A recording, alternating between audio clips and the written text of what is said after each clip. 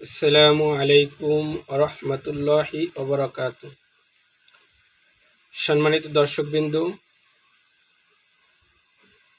আজকের বিষয় হলো খাঁটি মুসলমান হওয়ার যে লক্ষণ বা খাঁটি মুসলমান কাকে বলে। এই বিষয়ে রাসূল পাক সাল্লাল্লাহু আলাইহি ওয়াসাল্লাম বলেন, আল মুসলিমু মান সালিমাল মুসলিমুনা মিন লিসানিহি ওয়া ইয়াদিহি। নবী পাক সাল্লাল্লাহু আলাইহি ওয়াসাল্লাম বলেন, খাঁটি মুসলমান ওই ব্যক্তি যাহার হাত ও মুখ হইতে অপর মুসলমান নিরাপদ থাকে।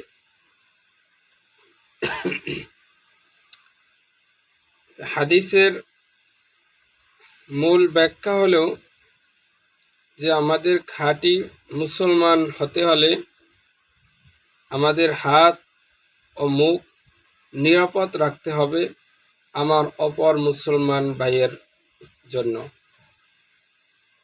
আমরা সকলেই মুসলমান। যারা মুসলমান দাবি করি, আমাদের মুসলমানিত্ব রাখতে হইলে আল্লাহ তাআলা যেই বিধান আমাদের জন্য ধার্য করে দিয়েছেন সেই বিধান মতো চলতে হবে এবং রাসূল পাক সাল্লাল্লাহু আলাইহি ওয়াসাল্লামের তরিকা মতো আমাদের চলতে হবে। রাসূল পাক সাল্লাল্লাহু আলাইহি ওয়াসাল্লামের প্রত্যেকটা কথাই হলো মহান রব্বুল আলামিনের কথা। তাই আমরা মুসলমান দাবি করি ঠিকই, কিন্তু আমরা সেই মুসলমানিত্ব কাজ করি না। আমাদের অবশ্যই মুসলমানের জন্য রাসূল পাক সাল্লাল্লাহু আলাইহি ওয়াসাল্লাম বলছেন যে খাঁটি মুসলমান হতে হলে আমাদের হাতকে নিরাপদ রাখতে হবে, অর্থাৎ আমাদের হাত দিয়ে অন্যায়ভাবে কাউকে মারা যাবে না, কারো মালামাল চুরি করা যাবে না, কারো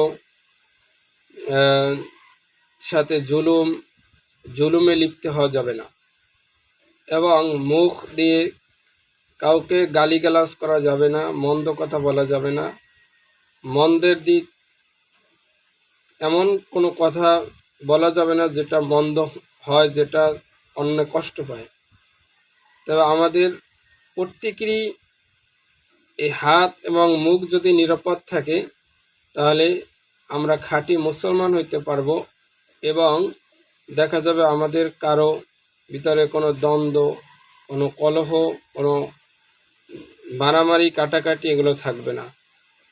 তবে আল্লাহ রাসূল পাক সাল্লাল্লাহু আলাইহি ওয়াসাল্লাম আমাদেরকে যে শিক্ষা দিয়েছেন, দ্বীনি শিক্ষা, ইলমে দ্বীন শিক্ষা আমরা যেন সঠিকভাবে গ্রহণ করে সঠিকভাবে আমল করে আল্লাহ পাকের খাঁটি বান্দা হইতে পারি, খাঁটি মুসলমান হইতে পারি।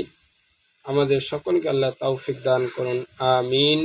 আসসালামু আলাইকুম ওয়া রাহমাতুল্লাহি ওয়া বারাকাতুহু।